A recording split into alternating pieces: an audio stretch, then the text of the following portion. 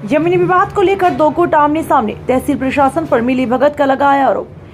लक्सर क्षेत्र एक देहात क्षेत्र होने के कारण यहां पर अधिकतर जमीनी विवाद से जुड़े मामले सामने आते रहते हैं। वहीं एक नया मामला लक्सर क्षेत्र के अखोड़ा खुर्द का सामने आया, जहां पर 8 बीघा जमीन को लेकर दो गुट आज आमने सामने आ पहुंचे। इन दोनों पक्षों के बीच जमीन को लेकर पैसों का लेन देन पिछले 2 वर्षों से चला आ रहा था, मगर पिछले कुछ दिनों से दोनों पक्ष के बीच जमीन के कब्जे को लेकर विवाद चल रहा है। आपको बता दें, लक्सर क्षेत्र स्थित अकोला खुर्द गाँव के बीच पड़ी मौजे के 8 बीघा उपजाऊ जमीन है, जो कि कागजात में केड़ा गांव निवासी रामपाल के नाम रजिस्टर्ड है। वहीं रामपाल ने बताया कि अखोड़ा खुर्द गांव निवासी मैनपाल ने मुझसे बीते 2 वर्ष पहले 2 लाख रुपए उधार लिए, मगर उसने उधार ली गई रकम लौटाने से मना कर दिया। उसने ये जमीन 2 लाख रुपए बीघा के हिसाब से मुझे बेच दी, जिसका बैनामा भी उसने मेरे नाम से कर दिया। जिसके बाद मैनपाल ने मुझसे यह जमीन बताई पर ली। इसमें गन्ने की फसल लगाई, जिसका खर्च मैं उठाता रहा, मगर इसने वह गन्ना भी चोरी से काट लिया। जिसके बाद मैंने मैनपाल की जमीन को बताई से छुटा लिया, मगर उसके बाद इससे दौरान मेरी गेहूं की फसल को लगाया, मगर फिर चोरी से इसने गेहूं की फसल काट लिया। वहीं इसका विरोध करने पर मुझे गांव वालों को अपने हाथ साथ लाकर दबंगता दिखाता है। दबंगई दिखा रहा है। आज जमीन का रेट बढ़ जाने पर उसकी नीयत में लालच आ गया। उसने कहा कि मेरे द्वारा यथास्थिति के आदेश पारित कराए गए थे और लिखित शिकायत लक्सर एसडीएम गोपाल राम बनवाल को दी गई, जिसमें एसडीएम के आदेश पर यहां कानूनगो लेखपाल को भेजकर सही रिपोर्ट देने का निर्देश दिया। रामपाल ने मगर मौके पर पहुंचकर कानूनगो लेखपाल पर उनके दबाव में आकर उनकी तरफ की बात करने का आरोप लगाया और कहा कि लक्सर पुलिस को बार-बार फोन करने के बाद भी मौके पर नहीं पहुंचे। दिखाते हैं खबर विस्तार से। मेरा नाम मैनपाल है। पूरा मामला है जी, हमने रामपाल वकील पर तो 2 लाख रुपए ब्याज पे लिए थे।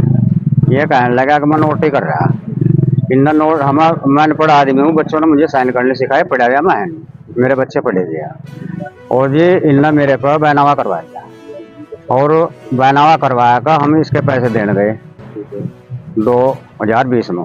ये जब से चक्कर हम कहाँ ले लेंगे, घर की बात है, रिश्ते की बात है, कोई बात नहीं, ऐसे ही करते रहे हैं।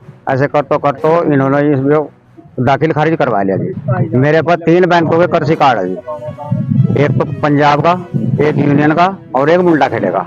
अगर मैं इन्हें जमीन बेचता तो खेत की चारों तरफ दिशाएं लिखी जाती। सूरज की तरफ सड़क है, दक्षिण की तरफ काली सड़क है, पहाड़ की तरफ मदन बुद्धू विजय का खेत है, दक्षिण की तरफ नहीं, पछवा की तरफ महिपाल प्रधान का खेत है। ना ही तो उस बैनामे में लिखी हुई है और ना ही कोई उसमें तरफ लिखी हुई है। और जी ये जो आदमी हमारे साथ धोखा करता आ रहा, हम इसे पैसे आज भी देने को तैयार हैं। अगर ये 2% का ब्याज लेकर हमारा खेत छोड़ता हो तो अपने पैसे ले लो। अगर ये खेत का इतना इच्छुक है तो जो 10 आदमी इस खेत की रेट लगा दो, उस रेट के अपने पैसे काट कर बाकी हमें दे दो, हम तैयार हैं। हम तो यही कहना जी, हम इसके पैसे देने को आज भी तैयार है। अगर हम ये पैसे लेते हो तो पैसे ले लो, अगर ये पैसे हमारे तो नहीं लेना चाहते हो तो हमें दे दो। जो 4 आदमी इस खेत की कीमत लगाते हैं उस खेत के रेट के लगा कर पैसे हमें दे दो। ये जो मैनपाल है जिसके नाम में जमीन थी, संक्रमण भूमिधर मैनपाल पुत्र करताराम था, इसके द्वारा इस जमीन को सेल आउट किया गया थ्रू बैनावे के द्वारा।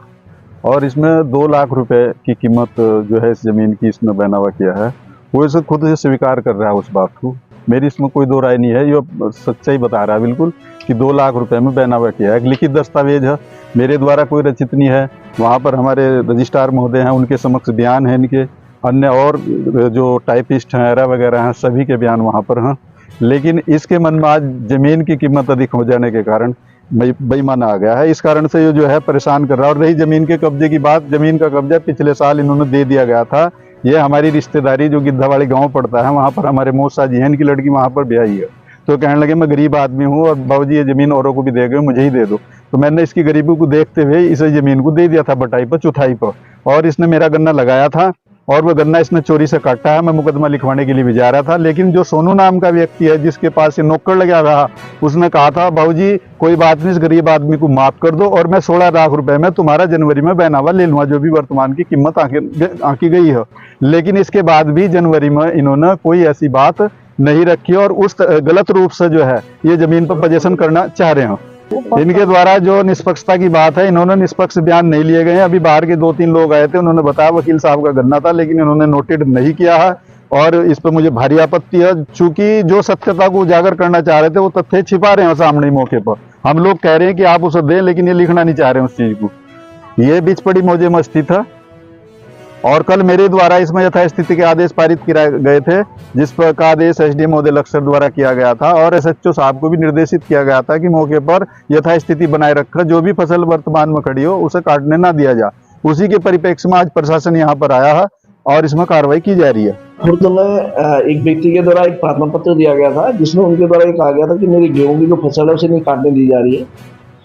उसमें कानूनगो को मौके पे भेजा गया, वहां पर जाकर के जांच की गई, तो जांच में पता चला कि उस भूमि पर पूर्व से ही सिविल न्यायालय का कोई स्थगन आदेश है, जिस कारण उस पर कोई अग्रिम कार्रवाई नहीं की जा सकती। माननीय सिविल न्यायालय द्वारा जब तक उस पर कोई निर्णय नहीं लिया जाएगा तब तक माननीय न्यायालय के आदेश के क्रम में यथास्थिति जो भी न्यायालय ने दिया वो रहेगी।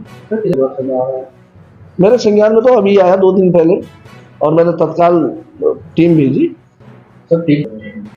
किसी के नाम रजिस्ट्री होना अलग प्रश्न है, मौके पर कब्जा किसका वो अलग प्रश्न है, और जब इस प्रकरण को लेकर के सिविल न्यायालय में वाद विचाराधीन है तो इस तरह का प्रार्थना पत्र किसी के द्वारा दिया जाना भी उचित नहीं है।